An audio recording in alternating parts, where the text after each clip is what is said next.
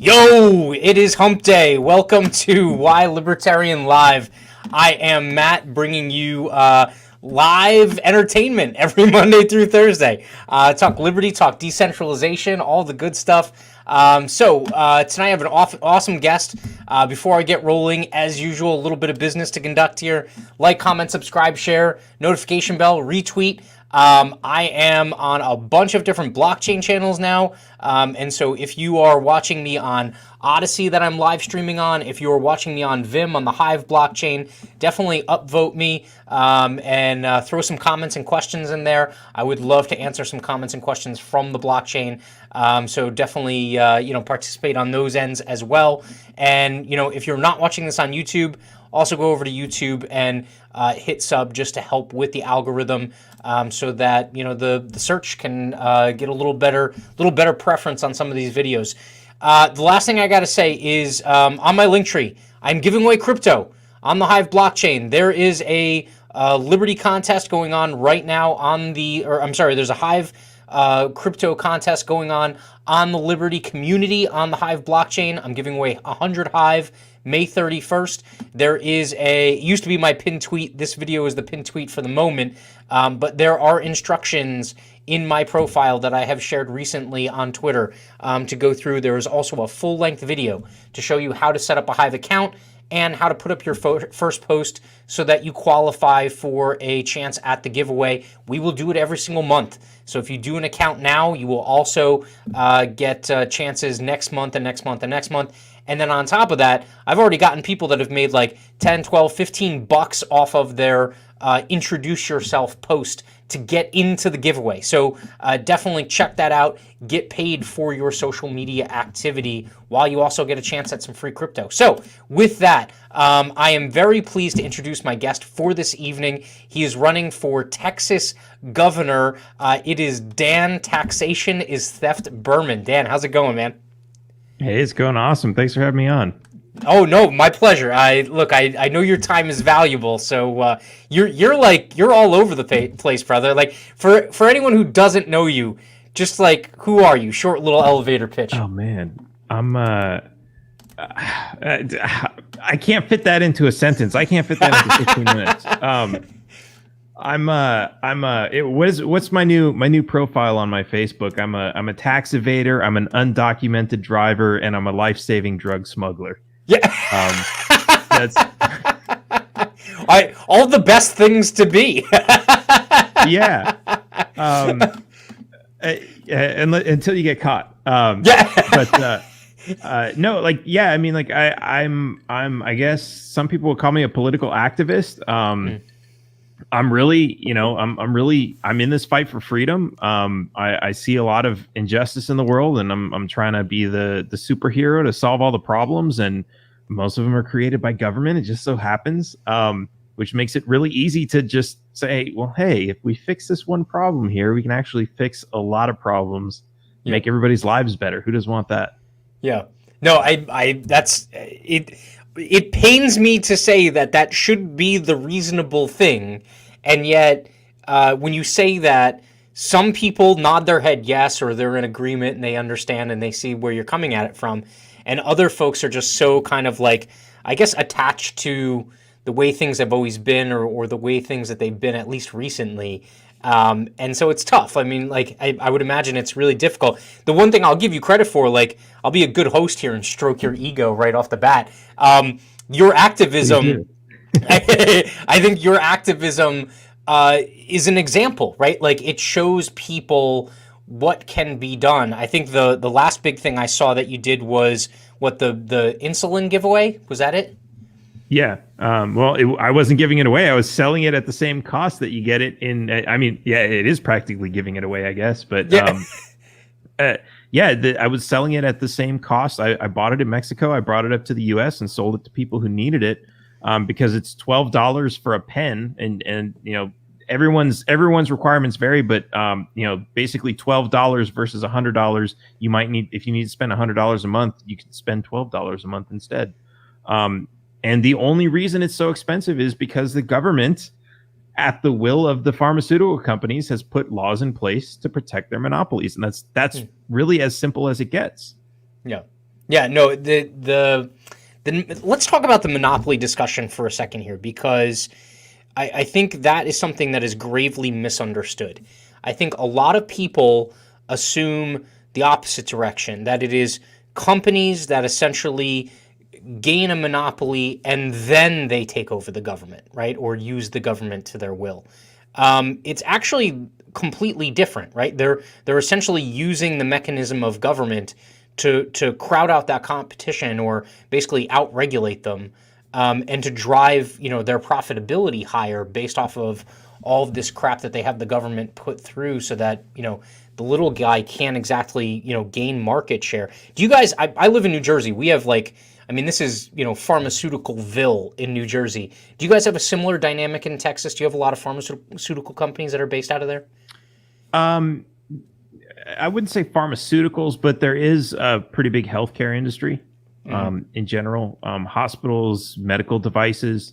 There was actually one of the reasons I ended up moving to Texas. I was originally from California, as much as I don't like to bring up those memories.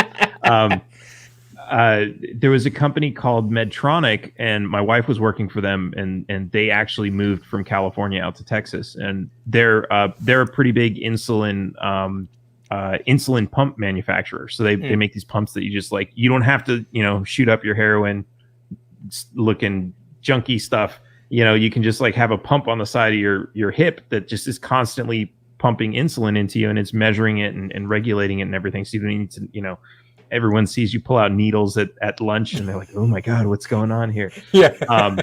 So it's, and it's really cool too, because it's, I'm sure, a lot more accurate. But yeah, there's all kinds of medical tech and tech in general, but that kind of stuff out there.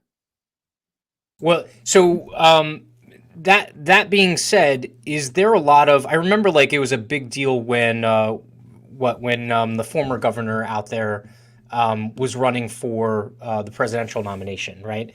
And he was essentially asked about, I guess, some of the decisions he had made in terms of compulsory vaccination and stuff like that. There were a lot of rumors about some sordid shit that happened, kind of anti-competition type stuff, and then whether or not they were big donors and things like that. But I think everyone thinks of Texas as freedom land, right? Where everything is just kind of wide open, but it's not exactly like that, right? No. I mean, so give me some context here. I mean, is it just a little it's just a little less free than everywhere, or is it or is it truly wide open? We don't have constitutional carry yet, so there's that. Everyone, you picture Texas, the wild, wild west, right? Everyone's walking outside of the saloons with their revolvers on their hips. Like Yosemite Sam, yeah. Yeah. So uh, we actually had some pretty restrictive gun laws until just recently, like the last, I don't know, 5 or 10 years. Yeah. And we do actually have a constitutional carry bill that's on its way through, but our session is just about over, so there's a possibility it's not going to make it in time. But yeah, versus and some people hear constitutional carry and they're like, well, that's crazy talk. But I think there's 13 other states that have it already. Yep. So it's a thing. It's popular. And Texas doesn't have it. Another one that and I've always been like, I've been trying to figure out how do I get Elon on board, because a little bit of Elon money would go a long way in the libertarian race. Yes. But since I ran in 2014 for the Texas House, one of the issues that I brought up was, this is when the Teslas, the cars were becoming popular, and it wasn't very easy to get them in Texas because Texas had a regulation to protect the consumer that basically prevented them from selling Teslas in the state. Yep. And it had to do something with like, in order to set up a dealership, even though Teslas are ridiculously low maintenance, in order to set up a dealership, you had to have basically some sort of quota as far as like how many bays at the service, a service station in each dealership in order to be able to legally sell it. So, they were like, we're not going to build all that stuff. It doesn't make any sense financially for us to do that. So we'll just let them order from out of state. And yeah, no, that is fun. And it sounds kind of similar. So in Jersey, the original issue was, I think Elon's goal was to sell most all of them pretty much online, right? Like, and have them delivered. In New Jersey, there was actually a regulation that required it go through a dealer. Like, there actually be a physical location to go to. It is the dumbest thing I've ever heard in my entire life. But what it ends up being is like a jobs program, right? Like, that's what it is. It's a regulation that's essentially a jobs program. It's take also that for what it is. I mean, I don't. Motives are something that are really impossible to prove, but I think a lot of that motive is also for tracking purposes, because you have. Basically, what happens is when a dealership receives a car, they get like this certificate. I think it's called an MSO, which is basically like, it's the original pink slip. When the cars come in, like, they come in from wherever, they come from the plant. They're not really registered with any DMV at that point, so the government doesn't really know where they are and they can't track them. And so when they take them to a dealership, they're still not in the system until you buy the car, and then that's why they always include license and registration and all that stuff as part, taxes and registration, because they're required by law to register the car for you and then put the temporary registration plate on your car. And it's like, they want to make sure that your car gets in the system. I have heard of people being able to buy, and of course you can't do this if you do a lease. You have to pay cash and talk to probably the owner of the dealership. But you can get the MSO for yourself, and now you have a car that's virgin territory, never been entered into any government system except for like maybe customs or something like that. Yeah. But yeah, that's a fascinating story. That's I could talk about that for hours, but that's why I'm kind of an undocumented driver. Yeah. Or excuse me, motorist. Yeah. You definitely have to. Yeah, it's definitely motorist, right? And you have to make the distinction. Like, I'm driving for personal use, right? Like, I don't drive for business or anything like that, right? Yeah, it's and like it was weird because I remembered like hearing all this stuff, and I'm like, no, that's conspiracy theory stuff. That doesn't make any sense. But then it's like, the more I learned it, and the more I I really just put my toes in the water on that one, right? I was like, okay, I'm just gonna test the water. I'm gonna test this and see how far I can push it. And like one of the first things I did was I went to get insurance on my car when I didn't have a driver's license. And I think it wasn't registered either, or I was trying to register it in another state. And I just walked into an insurance company and I said, and they're like, "Can I see your license?" And I'm like, "I don't have one." And they're like, "Okay, can I see the car registration?" And I'm like, "Well, here's the VIN number." And they're just like, put it in the computer, and okay, here it is. And it was the most inexpensive insurance I ever purchased in my entire life. That's what really shocked me. Yeah. Yeah. So that is actually, ironically enough, so every other Thursday, and tomorrow night is one of these, I do, so I was lucky enough to get linked up with a gentleman by the name of Josiah Hinkle, who partly runs the American Natural Rights Foundation. And he's based out of Montana. We talk every other Thursday night about natural rights. So we've been going through hierarchy of law and stuff like that, and we have yet to really kind of get to, the basis for some of what you're talking about. But it is freaking eye-opening, dude. It is like when you read what it's supposed to be, and what's funny is when I first started to have a conversation with him about it, I was like, well, these freaking crooks and all this other stuff. And he took a little bit more of a passive kind of tact. He was like, look, they're not crooks. They're just stupid. He was like, they just don't know the way it's supposed to be. So they kind of like fill in the gaps or like make it up as they go. But what really kind of like pushed you in the direction of, kind of investigating natural rights and that kind of thing? Oh, well, I would have to say that began when I got my first speeding ticket. And, I was one of those kids where like my mom was always like, you should be a lawyer. Yeah. Like, why do I have to go to school so you can learn things? I can learn things at home, just like objecting to like everything. And then I got my driver's license, I got my car, and I started driving, and I got some tickets, and I'm like, I'm going to fight this. And I almost want to say, well, I would say I did aspire to be a lawyer at one point. I think in the early years, it was more of just kind of like, yeah, that would be fun, or, I'm going to do it just for my personal reasons. Yeah. But then like, I don't know, when I got a little bit older, I actually like picked up some of the bar study guides, and I was going through them. I bought a set of used study guides from a law student who just passed the bar. And I was reading through them, but then I started learning about, all the natural rights stuff and natural law and all this other stuff. And I was like, wait a minute. So when I become a member of the bar, I'm basically surrendering my freedom of speech. And I started learning about jury nullification, and like what, the biggest eye opener about jury nullification was not that it was possible, but the fact that it's illegal for a lawyer to tell a jury about jury nullification, to inform a jury about their rights. That's illegal. Yeah.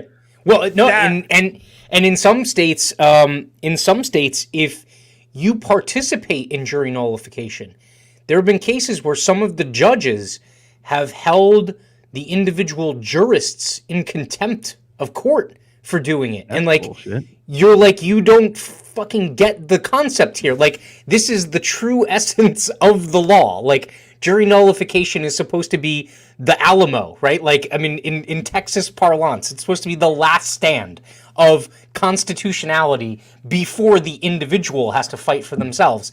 And in some states, now I'll hand it to them, like in New Hampshire with the Free State Project, they've actually passed resolutions at the state level and bills that have said jury nullification like is good. Like, go ahead. If you don't think that this law is constitutional, you should be able to do it. And they've actually advocated for it. In Texas, is it similar to the way it is in Jersey? I mean, will you basically get tongue lashed for, saying that you're nullifying a case? A lawyer could get contempt. A jurist won't. A juror won't. There are people. I know some great guys that work with FIJA, the fully informed. Sorry, it's late. I've been working all day, and it's been a very long day. So like, I'm getting tongue tied just saying normal words here. FIJA, the Fully Informed Jury Association. Those guys, they hang out outside of the courthouse and give out these like little trifold brochures that have like all this, jury rights and everything in there. It's really great information. And they've been harassed and threatened with arrest and like all kinds of other stuff. It's really insane. But I wanted to say something about, there is a legal precedent that says a juror cannot be held for any crime, for any decision that he makes as a juror. And what's so ridiculous about that, if you think about it, is like, okay, Your Honor, if you knew the guy was guilty and you didn't want me to even have the option to say he was not guilty, why did you even give me the opportunity to vote? Yeah. Why am I even here? Yeah. Like, that's how ridiculous it is. It's like, no, it's not your decision. And yes, a judge can reverse a jury verdict, but only in the direction of guilty to not guilty. If he thinks, I'm a lawyer. Hopefully the judge understands the law like a lawyer. And obviously this was a little bit too complicated for this jury. And I'm going to say that this person was not guilty. Like, that's the thing. It's not supposed to work the other way around. If you can't convince the jury, that's it. Sorry. Yeah. No, well, and so a lot of what we talk about is just what you were saying, like the idea of the substance or the substantive law has gotten lost, where the philosophy of legal, just the general philosophy of kind of like legal doctrine and the idea of justice is gone. It is now all procedure, right? And so the most egregious things that you can do nowadays are procedural, when the way the system was set up was, say you defended yourself pro se, right? And you screwed everything up, that's still not supposed to be held against you, right? Because you're not an attorney. But the substance of the law needs to be, upheld. And so we go through all of these things. I mean, but it gets, not that it's esoteric. I find it really interesting, but like we went back to like talking about essentially the hierarchy of law and like the Normans and them taking over Britain and essentially things that they did where they essentially like messed with the definitions of words in order to change legal behaviors into criminal behaviors.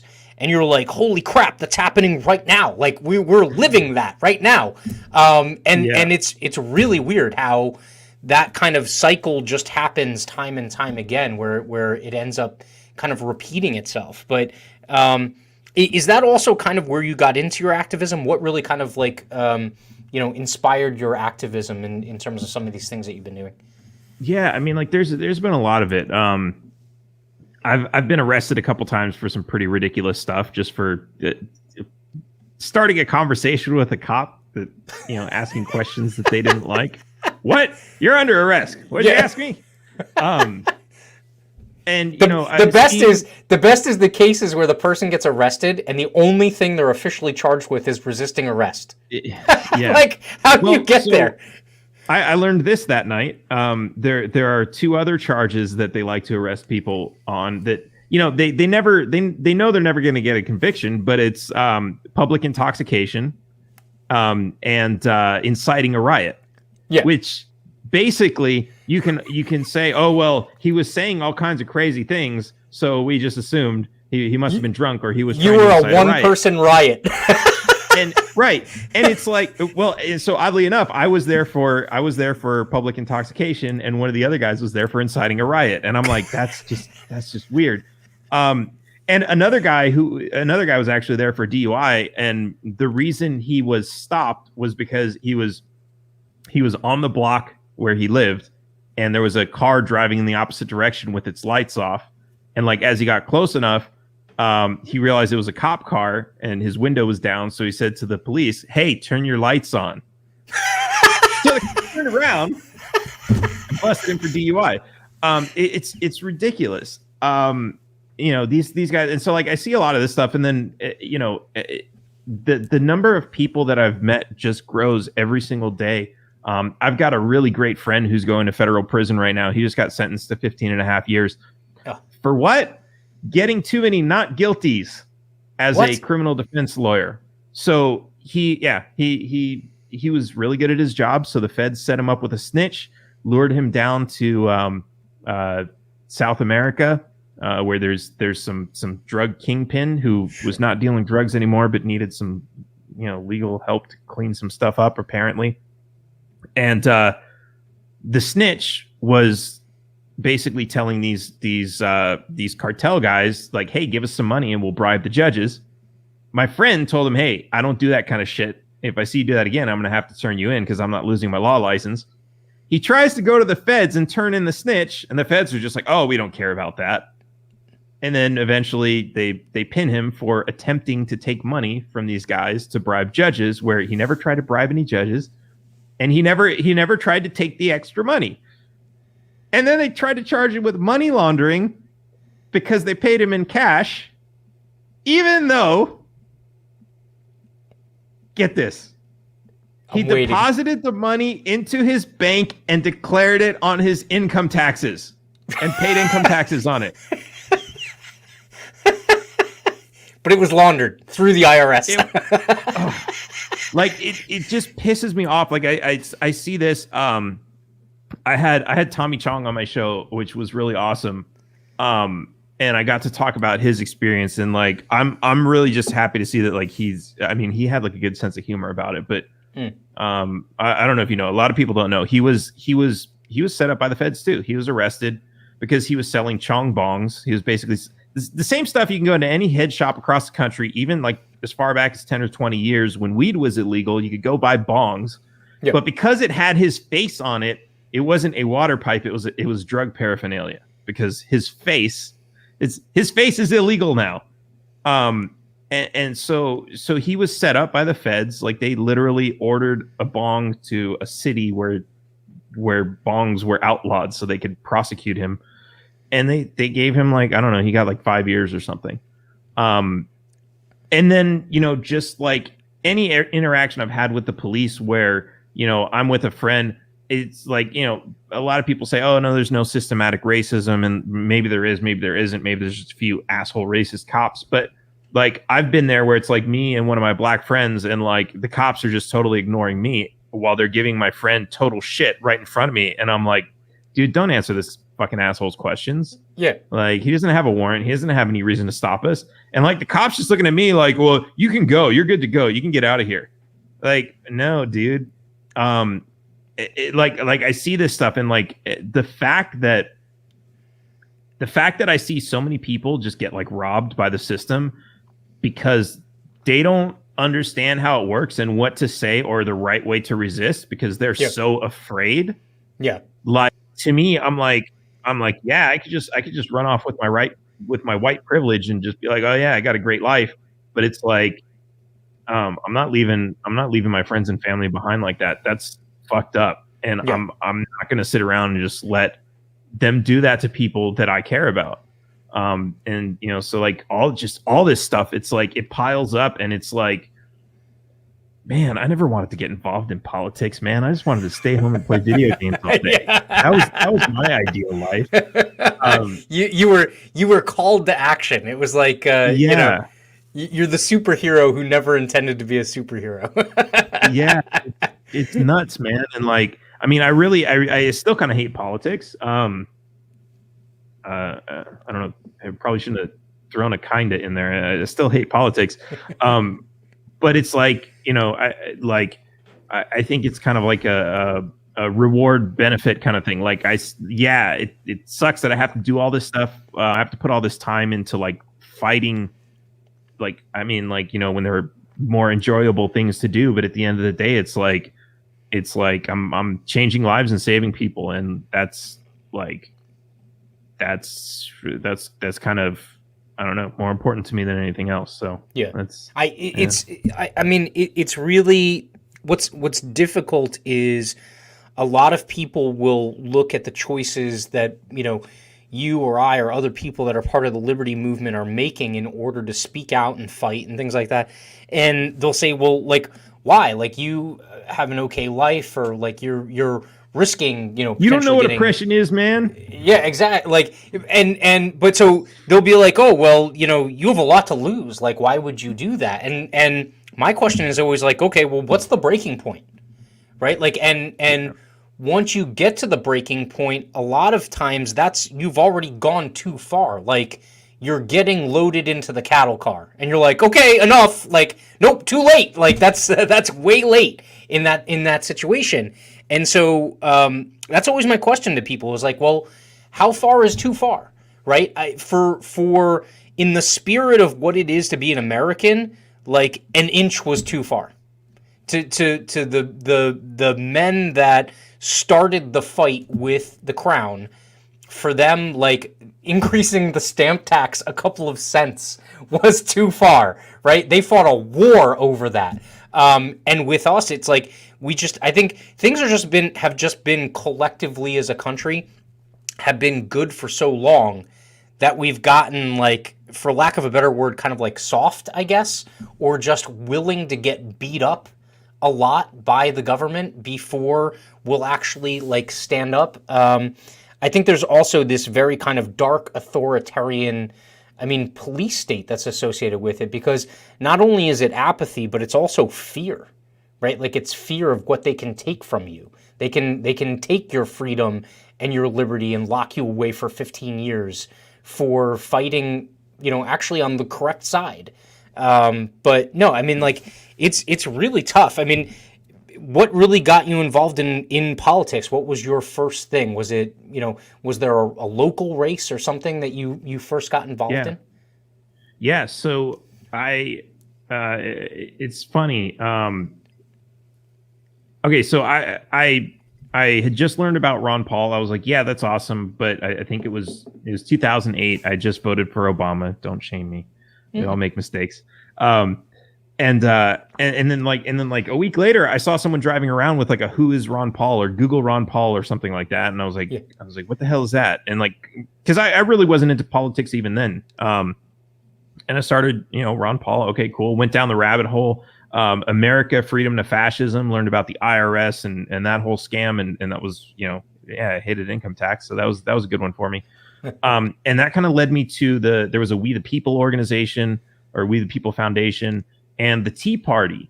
And this was when the Tea Party was like, it was named the Tea Party after like the tax protesting, right? Yeah. So I was like all on board with that. And I was like, is there a local Tea Party? And I just moved to Texas at this point. Is there a local Tea Party? How do I get involved?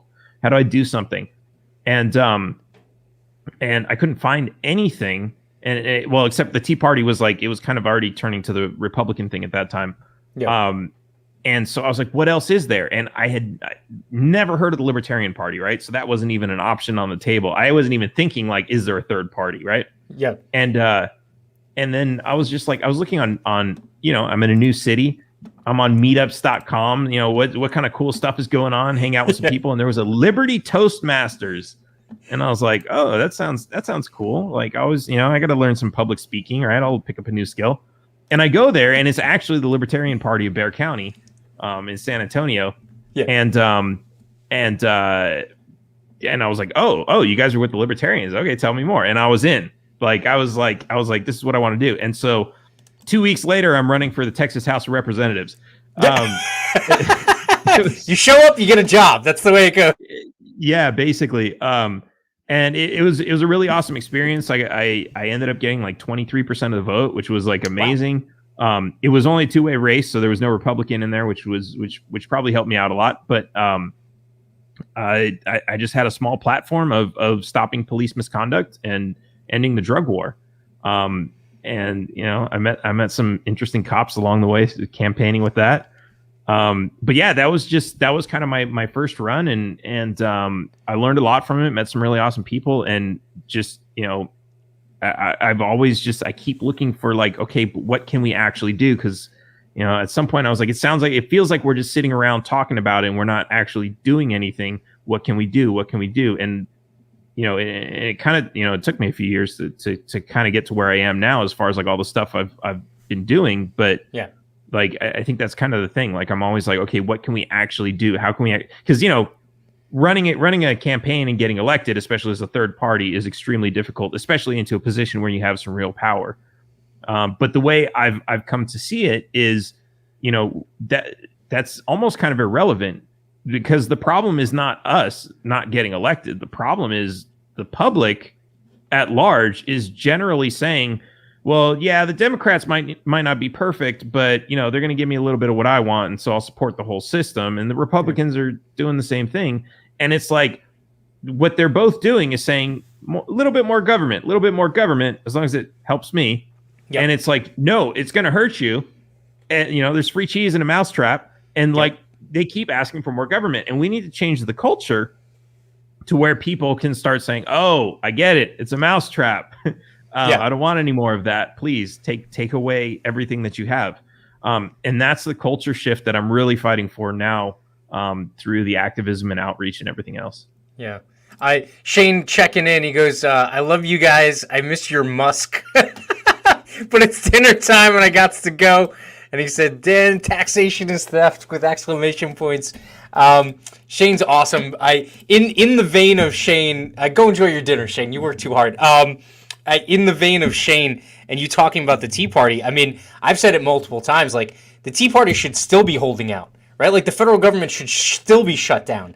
And they caved to the political pressure, that was associated of the debt ceiling and the debt ceiling hike and everything like that. I'm right on board with you. I think the culture is the piece, right? Like, that's why if someone is just going to politic, I'm probably not going to be on board, right? With someone like you walk the walk, right? Like, you demonstrate the life that you would want others to have. You're doing things that are in direct defiance of the injustices that exist right now. And I think that attracts people, and it also does a better job of converting people than, we had a shot at, this race or this position or whatever. I think once you change the culture, all the rest of it just kind of falls in line, right? And so that's just one of those things where I think your activism is probably way more important, at least to me from a distance, than any specific race that you run in. But why the governor? I mean, it's 2022, right? You're running. Why the governor's position? Yeah, that's an interesting question. I was actually just before this show, I was having a campaign strategy meeting, and the same question came up. And honestly, I have no damn idea. I kind of got pressured into it on one hand. On the other hand, I see it as like, even within the party, to carry that nomination from the party, I think is from the Libertarian Party is going to be, I think that carries a little bit of weight as far as getting other activists and candidates to kind of learn from what I'm doing. Yep. And to be able to help influence them. And I feel like that's important because, again, like, if we're trying to change the culture, like, I can't reach that many people on my own. I need a lot of people to help me with this. And, I think doing that from within an organization that generally is, that's their mission is to set the world free, a world set free in our lifetime, as they say it. And to get these people on board with what I'm doing, and to lead by example and get them to do the same sort of things. I think that's kind of what's shaping this the gubernatorial run. At the end of the day, it's kind of like the likelihood of any libertarian winning for governor is slim to none. Yep. But if we can demonstrate that we've reached millions of people and we've gotten this great message out there, then that's what's going to change things. And what's really interesting is, like, there's even I've been running around saying taxation is theft for the past 2 or 3 years nonstop now, and now there's actually a guy who's running against the current governor of Texas in the Republican primary, and on his platform, the biggest item that he talks about is eliminating completely the property tax. And it's and this is coming from a mainstream candidate. So now it's like, oh, it doesn't sound so crazy now, does it? Yeah. But it's like, and so it's like, that's interesting to me because, hey, in all honesty, I mean, he's got some other crap on his platform that I don't agree with, but in all honesty, if he gets elected and he eliminates the property tax, hey, I'll congratulate him on it. I'll probably have some other words to say about anything else that he does, but and if he can get that message out and it's resonating with mine, we're still shifting the culture in that direction. We'll work with whatever environment we're working in, and I think we don't need to be the same as the Democrats and the Republicans and hate everybody that's in every other political party just for that. Even on my podcast, I have people from like I've had Marxists and Leninists, and you know, and Democrats and Republicans. Yeah, I've had everybody on the show, and we have these great conversations. And I really just take the approach like, okay, look, I want you here. I want to have a conversation. We're probably not going to agree on a lot, but let's at least talk. Yep. And not fight. And it's actually been really productive. I've had a lot of socialists and communists like saying like, oh yeah, you know what? I get it. Like the shit that I want is not right. Like I guess you're right. It's unethical. We're stealing from people, but like life sucks. And I just want to have like an average life. I want to have a house and a wife and a car and, and not struggle. And I'm like, I get it, man. That's what I want for you too. We just got to get rid of all the taxes. And it's like, so it's like, they're not running around like, yes, we need to kill all the capitalists and like that. Like, no, it's like, they're really just trying to look out for themselves and build a better life. And then when the opposite side comes around and says, no, you're a terrible person for wanting that. It's like, you just reinforce their hatred for what you believe in based on, whatever propaganda they've been fed. And it self-perpetuates. And it's like, no, I've had Democratic candidates on my show, and I talked to them like, okay, I'm gonna pitch you a bunch of things from my platform on police reform, and half of them they're like no, and then the other half they're like, that's interesting, I'm gonna steal that from my platform, and I'm like, please go ahead, introduce it to the Democrats, because like it's not mine, right? It's not like, oh, I want to take credit for for making this happen. I mean, I'm probably gonna be telling like my grandkids, right? Yeah, that was all I invented the paperclip too. And there's gonna be yeah, whatever. But like if it happens, it happens. Like, but let the Democrats and the Republicans steal these great ideas and let them run with it. Because here's the thing, even if they're lying through their teeth and they're just telling people this so that they can get elected, they're still putting out the message. And when people get wise to the fact that, oh, that guy was just lying, they're gonna want him out. But they're still going to want the thing that was promised. And I think that's really important, because now you're using the big guys with the big microphones to help amplify this message. So I think there's definitely some good that can come out of that. There's definitely a lot to be said about shifting the Overton window, right? Like it's getting away from that kind of like incremental slide towards more government and more authoritarian government. I mean, you can't just come out and give a lukewarm take, right? Like, you have to say some things that and be brave about it. Like, you have to say some things that are outside of the box, right? Like, and risk people being like, oh, that kook or that crazy person. But there's a handful of people that it's going to resonate with, Like, there's going to be people that, in a room of 100, maybe only 2. You get through to, but that is 2 more than you had. And yeah, you had to face down. I mean, I'm sure you've seen, the clips of Ron Paul on Morton Downey Jr.'s show, essentially shouting down the angry mob, right? Like, and you know what? The audience was almost completely against him, but guaranteed there was a couple of people in that room that are like, you know what? He makes some good sense. Like they cheered when he said some of those things. It is for you. What does the end game look like for you? I mean, is it elect libertarians and we have libertopia, or is it for you just more kind of like this philosophical existential kind of thing where you're looking to just kind of bring more people to that liberty mindset? Well, it's definitely not just philosophical, or at least not anymore. I mean, what I'm really starting to get to is real policy solutions that can be implemented, but they're libertarian solutions. And it's like, oh, you want to pass a law to make that happen? And it's like, well, yeah, but it's it's going to cancel out some other laws. It's going to cancel out some taxes. It's libertarians have this stigma of like not caring about the poor or not caring about the sick or people in need, right? And the reality is it comes from this, right? Most libertarians come to the Libertarian Party because they've been struck by the government and they're sick of it and they want to just get rid of the government.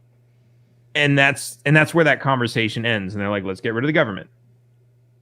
The truth is, there are a lot of people who have been, they've been forced to become dependent on the government. Mm-hmm. And when you eliminate the government by design, you're going to hurt all those people. So now those people are your enemies. And the typical libertarian response is get a job, or, work harder, get a raise, to find a better job, that kind of thing. And the reality is, like, no, now you're just being selfish. You have to consider, like, we're all in this together, right? If you want a solution that's going to shrink down the size of government, you need to help these other people figure out how they're going to lead their lives better and with less government. Because the reality is, like, hey, we could get together and, like, we could form a secret cult and, like, somehow take over the government and, like, vote it away and make it disappear, and then retire off to Mexico to drink margaritas on the beach all day. And then what? All these other people who have been conditioned to believe that we need government to take care of everything and we need to tax the rich in order to pay for everything, they're just going to come back around and say, well, now that those assholes are gone, let's build our socialist utopia. And so, like, you're not eliminating the problem by eliminating the government. The government is a creation of what the people want. And yes, the people want what they want because the politicians have led them to want that. And that's, we need to lead them to want better things.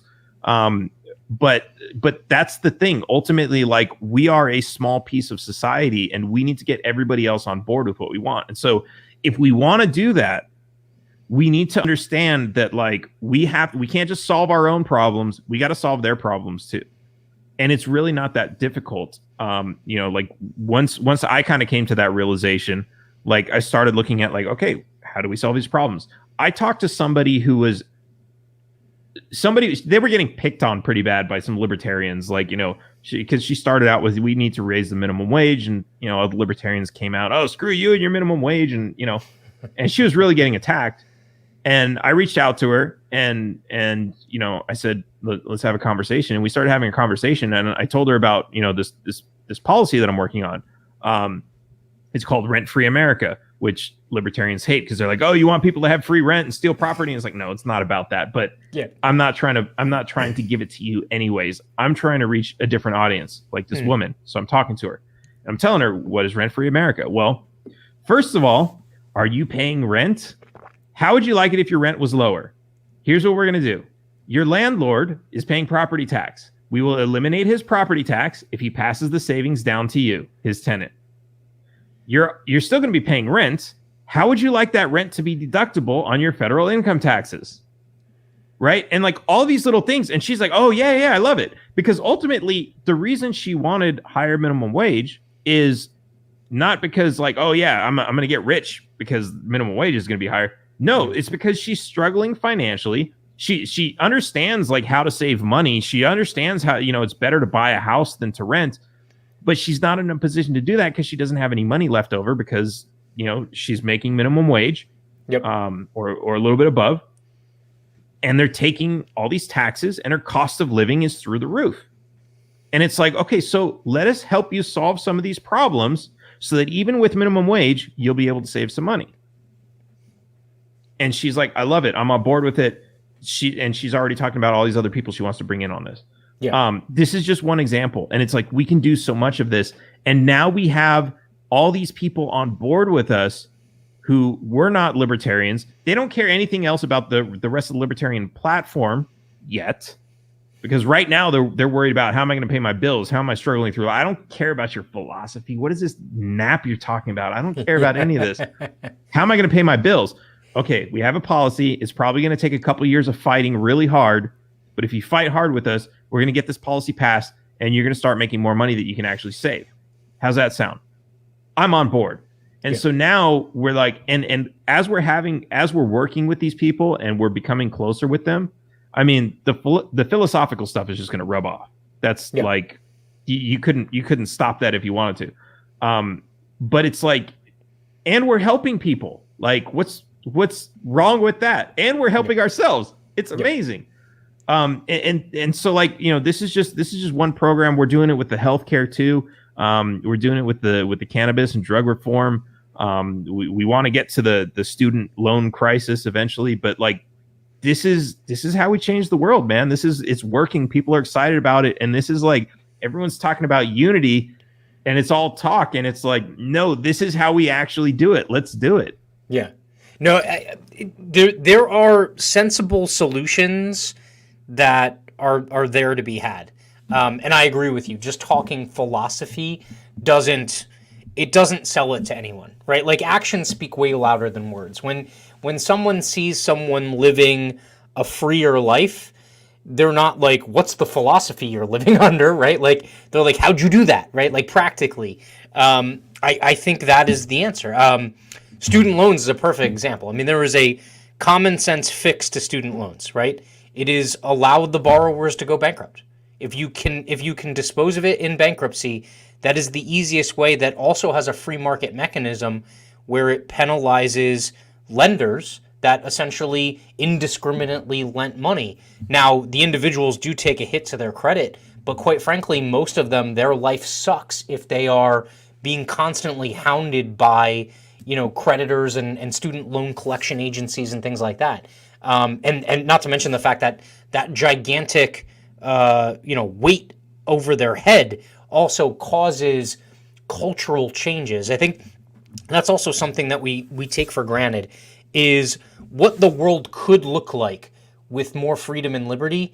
We don't even know what that is. Like we can't even conceptualize, because it's an organic process. Once those kind of like stresses or those imbalances are alleviated, then the market and the people get to organically define what the future looks like, and that could be completely different.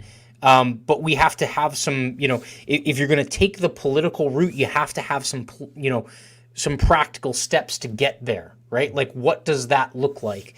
And I agree with you. It's like, it's the drug war. It's the analogy of the drug war, right? When you take the dealer off the corner and put him in prison, all you're hurting is the addict, right? Like, I mean, yeah, that person is having to deal with a crime that's associated with dealing something that should be an elective choice for the individual. But at the same time, I mean, the real fallout is in terms of the person that's dependent upon them to get their fix. It's the same thing with minimum wage. It's the same thing with any kind of government program that causes dependency. You can't just pull the rug out from under people. And so you have to give them a direction to go in. What does the future hold for you? I mean, what are some of the things that you're looking at, doing? You have a long glide path until 2022. So what are the things that you're looking at coming up? Yeah, I mean, I'm really working right now just to build these organizations. And we've got some. We're working on websites right now and our marketing plans. We're already reaching out to volunteers across the country. There's we have kind of on your point about like actually living the lifestyle. We have a new organization type called an LLO, which is a limited liability organization. Which is basically an LLC, except it's not sanctioned by the government. There's no government involvement at all. And all it is when you have to check that box that says, I agree to the terms and conditions, you're basically saying, I agree that I'm going to treat you like a corporation. I'm going to understand that I can't sue your employees or your stockholders or anything like that individually. I'm going to treat you like a corporation. And we'll even have to publish like what is the maximum liability for an injury that so it's almost like being bonded, and that might play into a part of it at some point. But it's like because if you think about it, any limited liability outside of that, which big corporations benefit from, is not a legitimate limited liability. That's basically protectionism from a military force of the government. Yeah. Right. Like, oh, we dump toxic waste. Well, you can't sue us because we're a corporation. And, and it's like, wait a minute, if I dump toxic waste, it would be like, property damage at the very least. Right. So, we have to start looking at things like that. Like, where does this actually come from? I know, like, I don't know. I'm not a psychic. I don't know what the future looks like. I just know what I'm trying to work towards. But I do want to go back to something that you said also because, I mean, you opened up the show talking about crypto, right? Yep. And, we talk about we do a lot of talking, right? How many libertarians have said end the Fed? And how much closer are we now to ending the Fed than we were 100 years ago? Yeah. Not a step closer. Not from saying end the Fed, but we are a lot closer because somebody came along and created cryptocurrency, and now there's like 1 million cryptocurrencies, and these are actually threatening the dollar. And this is, to your point about like, yeah, we have to stop talking. We have to actually start living living the way that we want to change the world, leading by example. It's like that created the damage, and all these little things. We have to stop saying, oh, it needs to be legal, and fighting for things to be legal before we do them. We need to just say no, like screw your laws, screw your system, and we need to. And hopefully, we'll be able to wake up society enough to be able to say, hey, even though that's a crime, even though I smuggled insulin illegally from Mexico to the United States and sold it to somebody at cost, and that was, I don't know how many felonies it might be, or federal laws or whatever, like, hopefully we can at least put that in front of a jury and they can say, but he was saving lives, not guilty. Yeah. And hopefully it'll get to that point where we can say, but he was creating a business and paying employees and helping the economy, not guilty. And, for all the things that are illegal now, I wanted to start a bank at one point. It was like it was going to be like basically a gold-backed PayPal.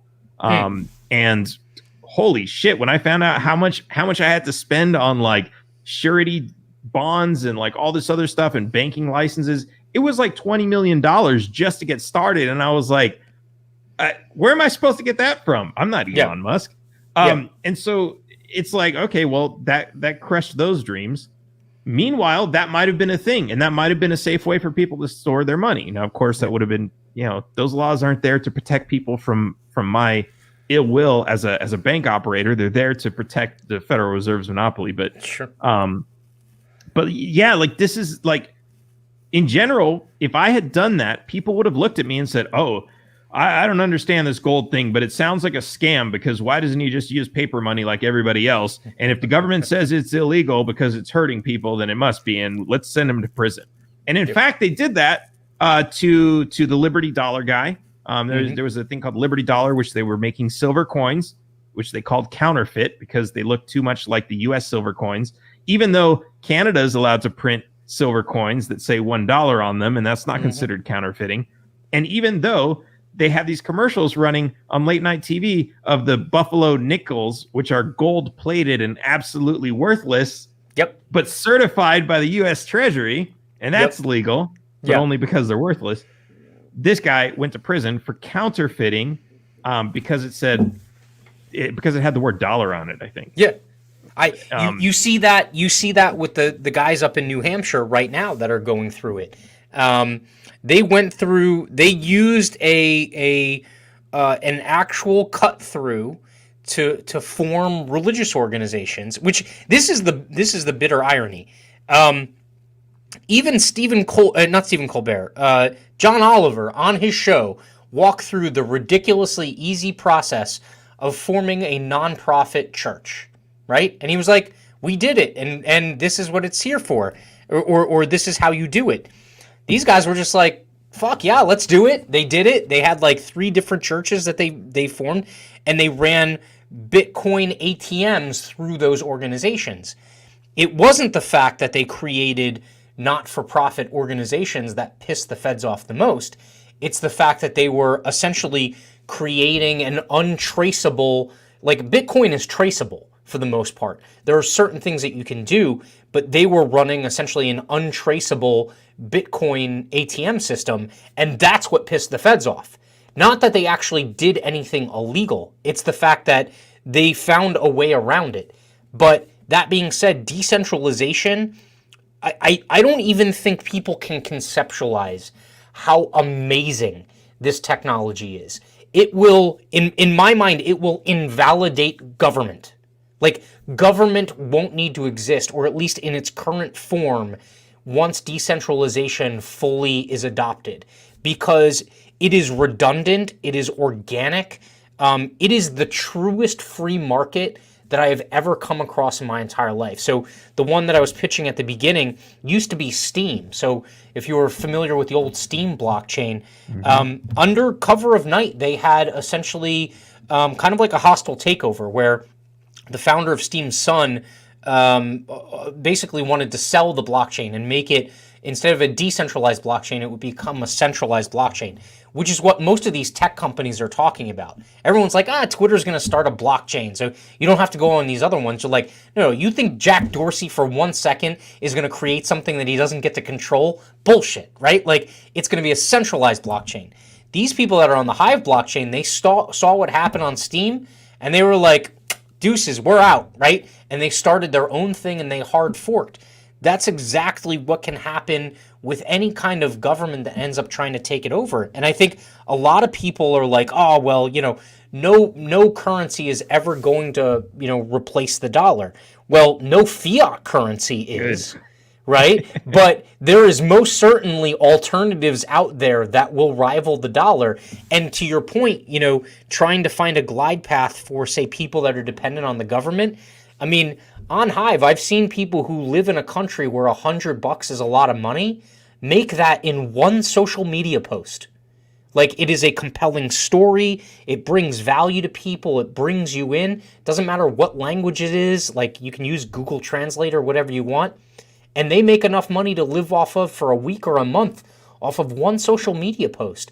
I mean, it is an amazingly, it is a catalyst that we don't even know the beginning of. Most people look at Bitcoin as like, a speculative investment that they can day trade. It is so much more than that. Like, this world is on the verge of another revolution. And like I said, it will invalidate centralized governance. It is going to be amazing, and it's really kind of exciting that we're living that life. Are you a Doge guy? You mentioned Elon Musk before. Are you a Doge guy or what? Okay. So when everybody was like, okay, if everybody buys $25, I was like, okay, I'm gonna binge, and I bought 50. Stonks always go up. Yeah. So it turned into like $1,500, and like everybody, and then it's like everybody's like, oh my god, it's crashing, and it's like $1,000 now, and I'm like, no, I'm still up. I'm still up $950. You're playing with house money. I mean, I do spend a lot of time talking about it, and because it's interesting.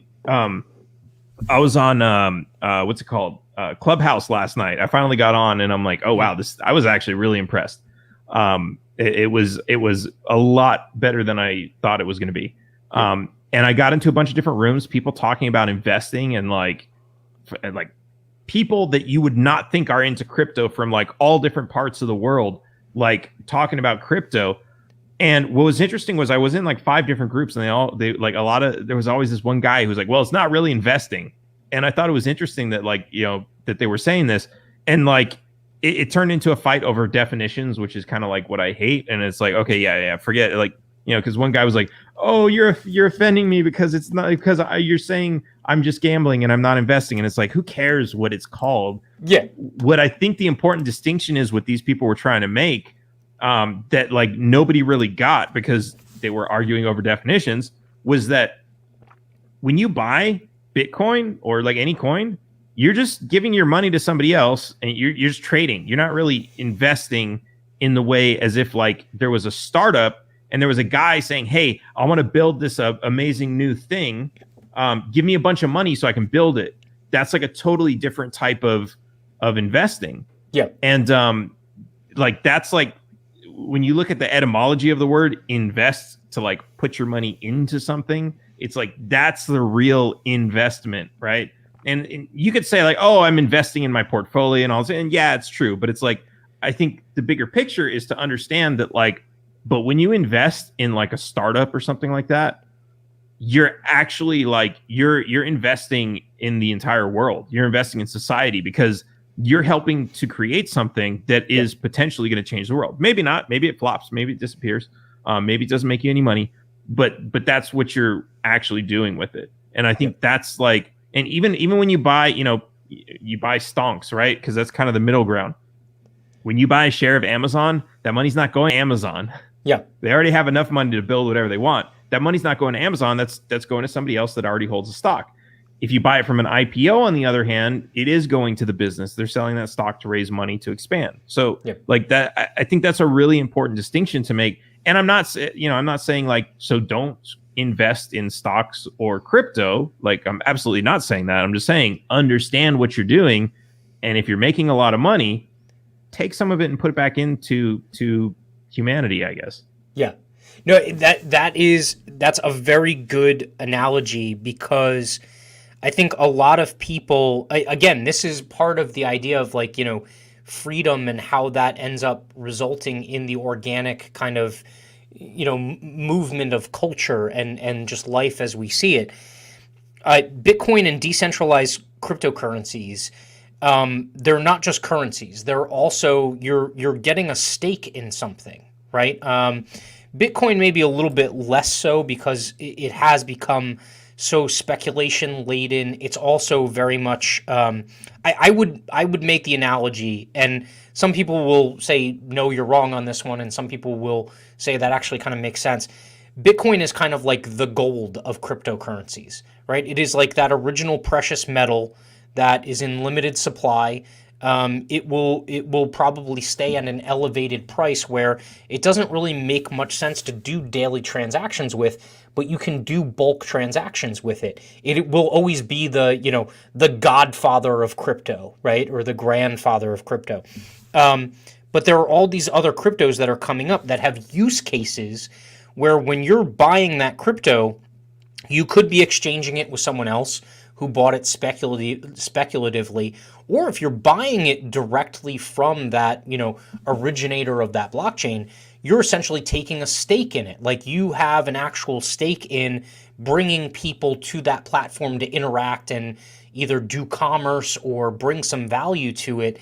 And if you are effective in doing that, that helps raise the actual value of the currency that's attached to it. What I love is when people are like, mostly boomers, but some people who are younger are like, oh, well, how's that magical internet money doing? And I'm like, well, how's that bullshit cloth paper money that you have in your pocket doing, right? Like, everything is relative, like whether it's the perception of value. If it has perceived value, Jackson Pollock used to just like go crazy and throw paint onto a canvas. And maybe he did it in a way that no one else could do it, but there was a perceived value there that was associated with it. If you took the components of that painting and pulled it apart and sold it for parts, it would have been worth a couple of bucks, right? Like, and instead, because he did it in a certain way, it was worth millions. That's the hard thing to explain to people. But I really think that crypto and decentralized technology is also going to create that glide path for people to get away from the dependence on government, whether it be someone who's on welfare or even someone who is in a position at a company that is highly subsidized by the government, that, if the government went away, their position would be liquidated and the company would be bankrupt. I think even those people have an opportunity to transition to, some form of decentralized currency. It's really exciting, to see what's happening, or what's going to happen. So let people know where they can get more information for you. I think your website is what, danforfreedom.com? That's right. If you head over there, you'll find all my social media stuff. There's a link there to Zinc Social, which is it's another project. I know I've got like a million projects going on. And the idea on Zinc Social is basically just to link up all of your social networks. There's no content, there's no messaging. It's a social network with nothing on it except for linking all your other accounts and linking with people. So, when someone gets zucked off of one account, here's their new account. Just sync your accounts up. So it's a really awesome platform. I've got that on there, and then that's got there's links to all my Facebook, Instagram, YouTube, and Twitter. You can go follow me over on all those platforms. Twitter is at Dan for Texas. Instagram is at Dan Behrman, and YouTube is Taxation is Theft. There's some really awesome videos on YouTube, including my podcast. Great conversations.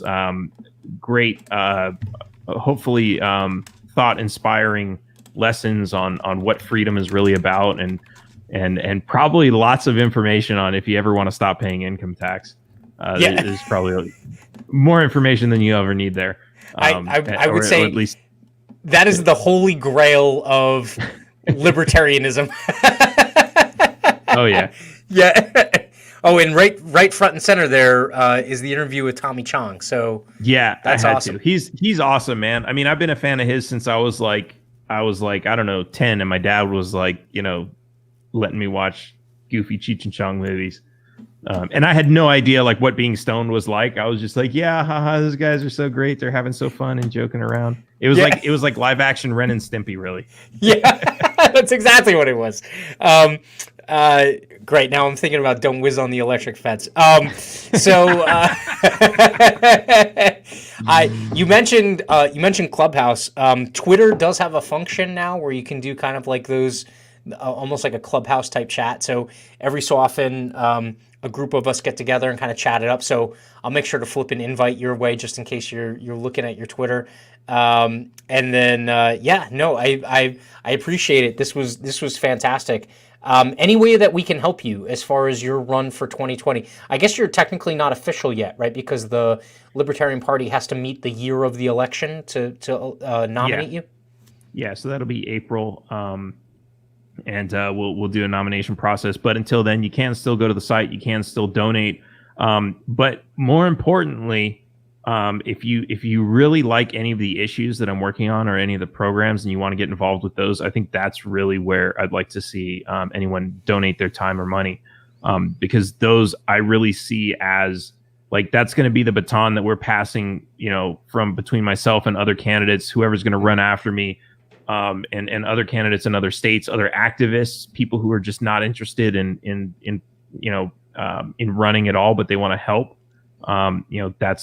I think that's really where we're going to bring change to the world. So if you're interested in those, go to my website. You can always reach out and let me know you want to volunteer. And we've got a bunch of websites coming up for each of these issues that are, and they're all on. Everyone was like, why don't you just put them all on the same site? Well, they're very focused, right? I mean, that's one thing we don't want to do is chase people away with like too much information. So we'll stick to the issue that's really important to them and what we can do about it.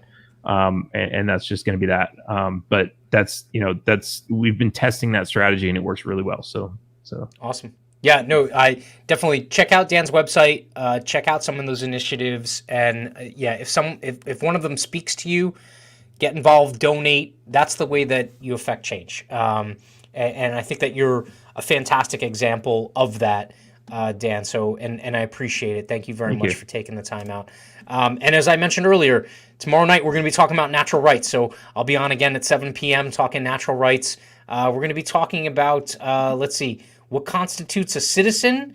And we're going to be talking about essentially how legal definitions are bastardized over time. So it should be a fun conversation. When you're on that one, make sure you look up the United States legal definition of a national. And also, if you happen to have a passport, pull that out and see if you can find where it says you're a citizen. That's your homework. All right. I've got one laying around here, so I got to look at it. So awesome. Yeah. Look, everyone have a very good evening. Dan, thank you very much. And like I said, I'll see everyone tomorrow night. Have a good one.